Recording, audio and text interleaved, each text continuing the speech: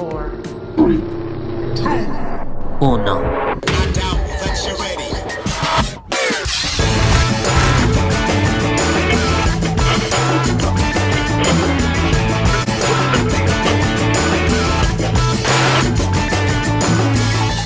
Again, growing up in the 70s, like you'd watch something like Welcome Back, Kotter or something, and there was always somebody who had a great fro, and I always Gabe admired that. I'm Kaplan. like, man, I'd love to have. But Gabe was Gabe Kaplan had a Kaplan fro, Jewish? and yeah, I think he was. So yeah, they call in that real life. we would call it the Jew fro. The Jew fro. Because Yeah, a lot of Jewish people, a lot of Jewish dudes I yep. grew up with had Jew fros. They had Jew fros. Yep, me too. Dude, West LA, like we all had that was such a fun. Yeah, such and a then there fun was time, who man. played Washington, Mr. Carter. He had a Mr. great Carter. fro too. Yeah. Hi there. I want to say Herbert Washington. I keep thinking Herbert Jefferson Jr., but that's Boomer on the original Battlestar Galactica. I love Welcome Back, Kotter. Welcome back. Vinny Barbarino. Yeah. Where? I mean, you think about that. That's where John Travolta got his start, is Vinny Barbarino. I mean, pre Saturday Night Fever, pre Grease. Well, wasn't Kaplan's wife always kind of hot? Yeah. Like yeah. But she was 70s. she was the first nerdy hot chick. She always had the glasses on, and yeah, she was smoking hot. Juan Epstein was great. I love those. I like Puerto Rican Jew. Hey, I got a note from my mom. You know what's really funny? I mean, you talk about when people talk about things like now buzzwords like diversity and representation, but Welcome Back, Kotter was that in the 70s. Was a lot of those shows, and those sitcoms of the 70s, they were good. And what I liked about them, unlike today, is that Mr. Kotter was sort of the voice of reason, and now if they made the show, he would be the idiot. The teacher would be the idiot, and all the kids would know better than him. There's been a weird flip. I always blame the Simpsons. As soon as Bart Simpson came on the scene, I'm sure somebody could. Bart Simpson comes on the scine, and then suddenly his parents are dolts, and he's like the smartest. Yeah, man, whatever. Yeah. But I like sitcoms. Like I remember, the Partridge Family, and they had like Mrs. Partridge was a single mom, but then there was like Reuben Kincaid, the band manager that would manage the Partridge Family. Oh yeah, and he always had those he always had like the real light mustache. Yeah, and then he had like funky outfits. Yeah, totally. Yeah, and they had, and there was something. I mean, there was something about. I've been watching a lot of clips of Columbo on YouTube. Oh, Columbo's when Columbo they always have the clip when he busts people. Yeah, I watched a really great one. It was I forget the name of the actress, but she was like, I don't even know what the episode's about. I just watched the scenes where Columbo drops the hammer down on these people, and he explains how he catches them. And I just love that. I love Columbo. 8 is Enough. 8 is Enough always tackled like heavy issues. I loved 8 is Enough. Dick Van Patten is the patriarch of the. He was a great dad. Yeah, Grant Goodeve was the oldest son. And remember, they took in Ralph Macchio. Yeah, Ralph Macchio became huge. That's right. He was huge. That's how he got Daniel. Kid. That's how he got. Remember Family with Christy McNichol?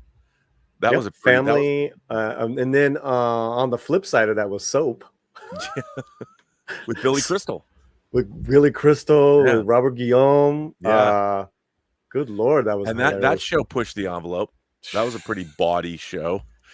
Jesus, I mean, Sanford and Son, All in the Family, Jeffersons. Oh yeah, I mean, you couldn't even put All in the Family on TV today.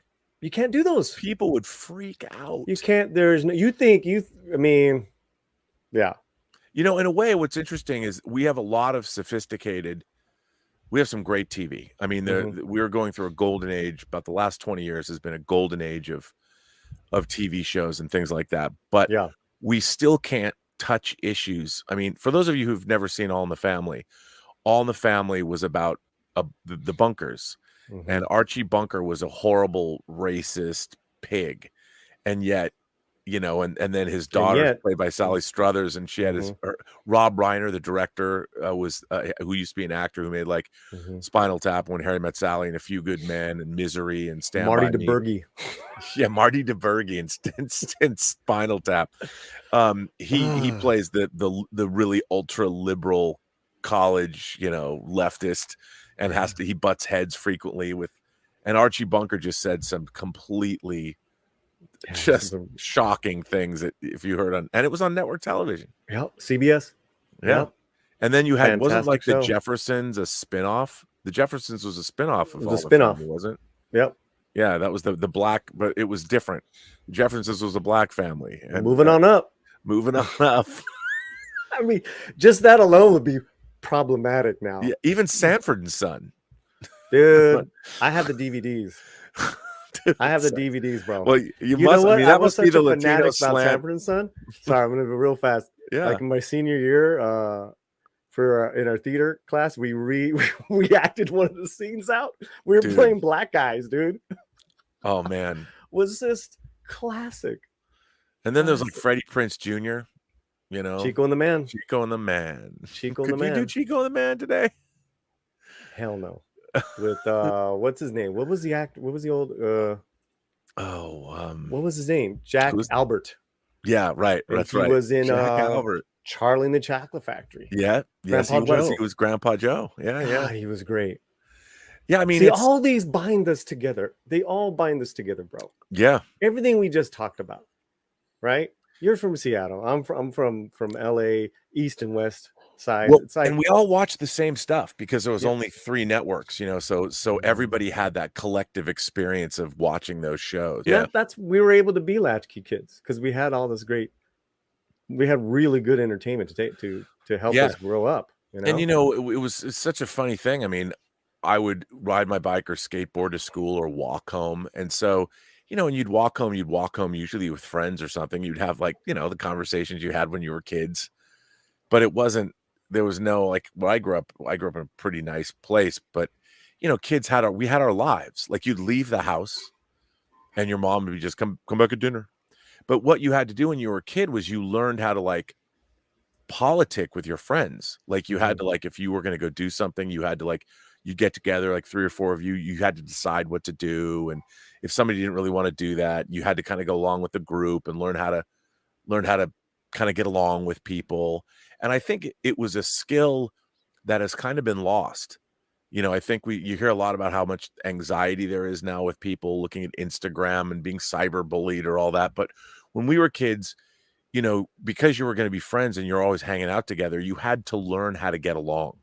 And it wasn't something that anyone taught you. You had to navigate those waters yourself with your friends. I mean, my best friends were Jewish, white. Oh, yo. The slant? Yeah, but isn't this the unplugged version? I don't know. I think it's the unplugged version. All right, Power, let's go.